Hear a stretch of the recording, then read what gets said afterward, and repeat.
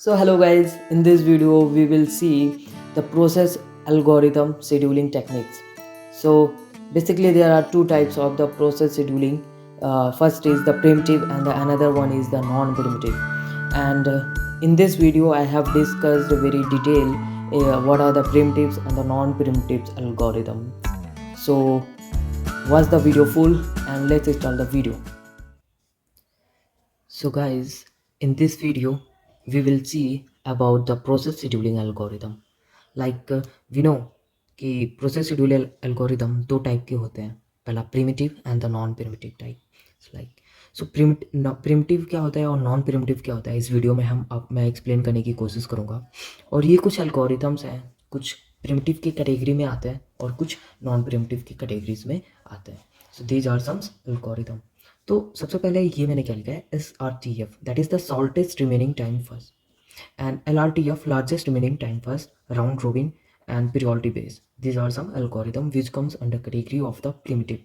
And non-primitive में FCFS, first come first of, SJF, shortest job first, LJF, largest job first, HRRN, highest response ratio next, and one more, that is a multi-level queue. And the priority based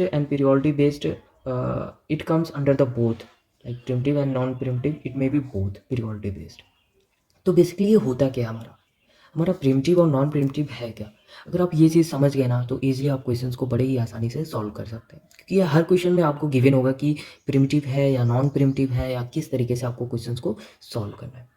तो basically जब भी हम कोई भी process, कोई भी program execute करने के लिए CPU में देते हैं, तो ऐसा पॉसिबल हो सकता है कि हमारा जो प्रोसेस है, लाइक जो भी हमारा प्रोग्राम है, वो रेडी क्यू में हो, अभी रेडी क्यू में हो, और वो जैसे ही रनिंग में जाए ना, लाइक इस प्रोसेस P1 को मैंने रेडी क्यू में था और इस प्रोसेस को जैसे ही मैंने रनिंग में भेजा, लाइक ये प्रोसेस को जैसे ही एग्जीक्यूट करने लगा, और दूसरा आ जाए P2, लाइक रेडी क्यू में दूसरा आ गया P2 और P1 अभी ऑलरेडी रनिंग में है और P1 के पास 10 क्वेश्चन है. ठीक, डाउट के लिए P1 के पास 10 क्वेश्चन है और P2 के पास सिर्फ एक क्वेश्चन है, जो कि बहुत ही कम टाइम लगेगा. तो ये CPU क्या करेगा कि P1 आया है, अभी रन कर रहा है, तो इसको कुछ सेकंड्स के लिए इसको रन करेगा. लाइक एक डाउट इसने सॉल्व किया, इसको वापस से भेज देगा रेडी क्यू में, P1 को फिर से वापस से रेडी क्यू में भेजेगा और देन P2 को रनिंग करेगा, P2 को एग्जीक्यूट करेगा. ठीक, P2 को पूरा का पूरा एग्जीक्यूट करके कंप्लीट करेगा. तो हो क्या रहा है यहाँ पे बेसिकली, तो सबसे पहले जो भी हमारा प्रोसेस आया वो हमारा रेडी क्यू में था, जैसे ही रनिंग में गया वो उस प्रोसेस को वो रन करा. अब CPU ने देखा कि एक और प्रोसेस आ गया है P2, जिसके पास कम क्वेश्चन है, इसके पास ज़्यादा क्वेश्चन है, ये ज़्यादा टाइम लेगा, ये कम टाइम लेगा. ठीक, तो इन सब चीज़ों के हिसाब से उसने सोचा कि इसको मैं टाइम क्वांटम, लाइक देखो ये हो क्यों रहा है, बेसिकली एक टाइम क्वांटम एक मैकेनिज्म होता है, एक रीज़न है कि टाइम क्वांटम मतलब CPU को मैंने अलॉट कर दिया कि वो 2 सेकेंड के लिए हर एक प्रोसेस को चलाएगा.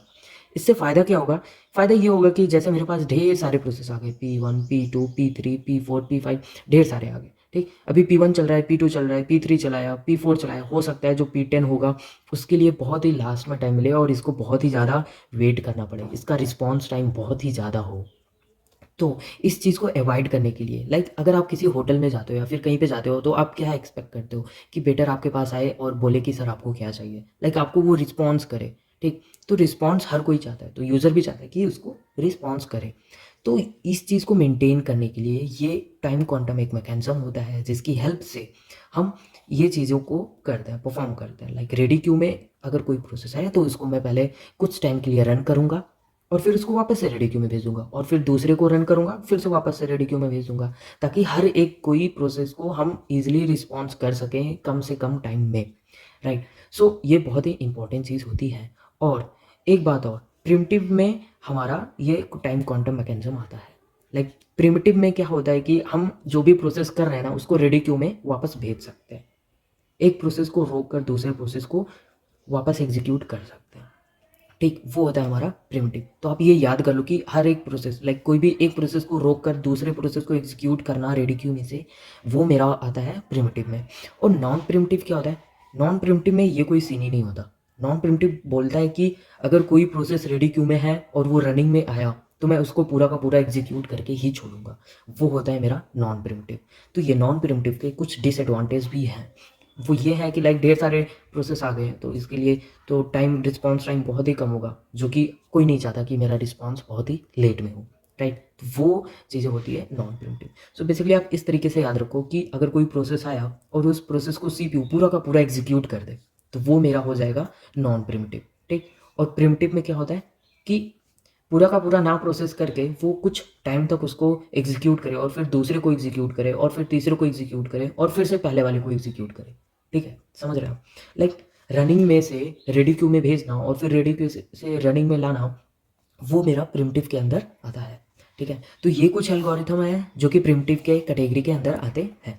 Like shortest remaining time first, like P1 P2 P3 P4, ढेर सारे यहाँ पे प्रोसेसेस हैं। इसको टाइम लग रहा है 2 सेकेंड, इसको लग रहा है 5 सेकेंड, इसको लग रहा है 1 सेकेंड, ठीक। तो क्या होगा कि सबसे पहला टाइम आया तो सबसे पहले ये है, मगर सबसे कम टाइम इसको लग रहा है, तो ये आएगा, इसको रन करके 2 सेकेंड के लिए छोड़ देगा, मगर अभी ये कंप्लीट नहीं हुआ कि इसको, क्योंकि इसका बर्स्ट टाइम 5 सेकेंड है, ठीक है। ये पूरा का पूरा एग्जीक्यूट नहीं हुआ, तो ये फिर से वापस रेडी क्यू में जाएगा और फिर दूसरे को चलाएगा, उसको कुछ कुछ देर के लिए चलाया, फिर से रेडी क्यू में भेज दिया और फिर तीसरे को लाएगा, फिर वो पूरा एग्जीक्यूट हो जाएगा। तो बेसिकली हम रिस्पॉन्स टाइम को बढ़ाने के लिए ये चीज़ें यूज़ करते हैं, रिस्पॉन्स टाइम ताकि हमारा फास्ट हो, इसलिए हम प्रिमिटिव का यूज़ करते हैं, ठीक। इसमें इंपॉर्टेंट क्या है, इंपॉर्टेंट ये राउंड रॉबिन मेथड है, जो कि ये इंपॉर्टेंट है, बेसिकली कई बार ये क्वेश्चन यहाँ से पूछे जाते हैं, ठीक।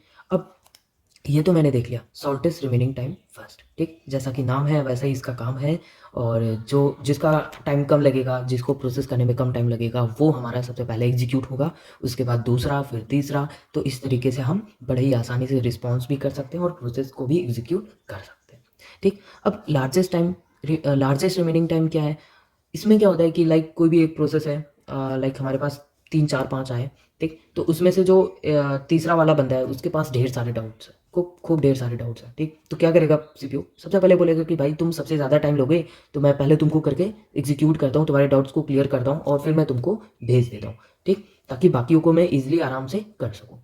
तो वो होता है हमारा लार्जेस्ट रिमेनिंग टाइम फर्स्ट, ठीक। और राउंड रोबिन एक मेथड होता है जो कि हम एक अलग ही वीडियो में देखेंगे अच्छे से। अब पीरियोडिटी बेस्ड क्या है, लाइक अब ढेर सारे प्रोसेस थे, ढेर सारे स्टूडेंट थे, अब वहाँ पे कोई एक टॉपर आ गया, तो टीचर क्या करेगा, उसको फर्स्ट पीरियोडिटी देगा, बोलेगा कि भाई ये तो टॉपर आ गया, इसका तो डाउट बहुत ही छोटा सा होगा, या इसके लिए डाउट इंपॉर्टेंट ज़्यादा ही होगा। नहीं, बेसिकली बात ये नहीं होती कौन सा ज़्यादा इंपॉर्टेंट होगा कौन सा कम, मगर पीरियोडिटी चीज़ होती है, ठीक है। तो उस पीरियोडिटी के हिसाब से भी हम प्रोसेस को एग्जीक्यूट करता है सीपीयू, ठीक। तो ये सारी कैटेगरी थे जो कि हमारा प्रिमिटिव के अंदर आता है। अब देखते हैं कुछ non primitive algorithms. Non primitive में कौन सा है, FCFS, that is first come first serve. भाई इसमें ये ऐसा कोई सीन ही नहीं है कि मैं तुमको 2 सेकेंड के लिए चलाऊंगा और फिर इसको तुमको वापस भेज दूंगा रेडी क्यू में, नहीं, इसमें ऐसा नहीं होता। इसमें अगर प्रोसेस आया है तो वो पूरा का पूरा रन होगा, पूरा का पूरा जब तक रन नहीं हो जाएगा तब तक वो रुकेगा नहीं, दूसरे प्रोसेस को नहीं आने देगा, ठीक है। तो ये होता है हमारा फर्स्ट कम फर्स्ट सर्व, जैसा नाम वैसा काम। और फिर क्या है, शॉर्टेस्ट जॉब फर्स्ट, ठीक, जैसा ही नाम है वैसा ही है, सबसे पहले जो काम आया, जो कि सबसे कम टाइम लग रहा है, लाइक 2 ही डाउट है बच्चे का, तो वो सबसे पहले हो जाएगा। और फिर लार्जेस्ट जॉब फर्स्ट, ठीक। और फिर HRRN, that is highest response ratio next, ठीक है। ये हमारा एक फॉर्मूला होता है, उसके हेल्प से हम इसको कैलकुलेट करते हैं, जो कि हम नेक्स्ट वीडियोज़ में देखेंगे, ठीक। And then multi level queue and then periodic based. So basically इस वीडियो का मेन मोटिव था प्रिमिटिव और नॉन प्रिमिटिव को समझाना, और आई होप आपको समझ में आया होगा। तो एक बार फिर से बताऊंगा कि प्रिमिटिव वो होता है जिसमें रेडी क्यू से रनिंग और रनिंग से रेडी क्यू में प्रोसेस को ट्रांसफ़र किया जाता है और फिर प्रोसेस को ईजिली एग्जीक्यूट किया जाता है, क्यों, ताकि हमारा रिस्पॉन्स टाइम बढ़ सके। और एक रीज़न और भी हो सकता है टाइम क्वांटम, लाइक हर एक प्रोसेस को हम कुछ ना कुछ टाइम दें ताकि लास्ट वाले के लिए भी ईजिली रिस्पॉन्स किया जा सके, ठीक है। और नॉन प्रिमिटिव क्या होता है, अगर एक कोई भी प्रोसेस आया है रेडी क्यू में और वो रन हो रहा है तो वो पूरा का पूरा रन होगा, बिना वो पूरा का पूरा एग्जीक्यूट हुए दूसरा प्रोसेस नहीं आने देगा। So that is our non primitive. So guys I hope ये वीडियो आपको क्लियर होगा। और हाँ, if you are new to this video, don't forget to like and subscribe our channel. Thank you.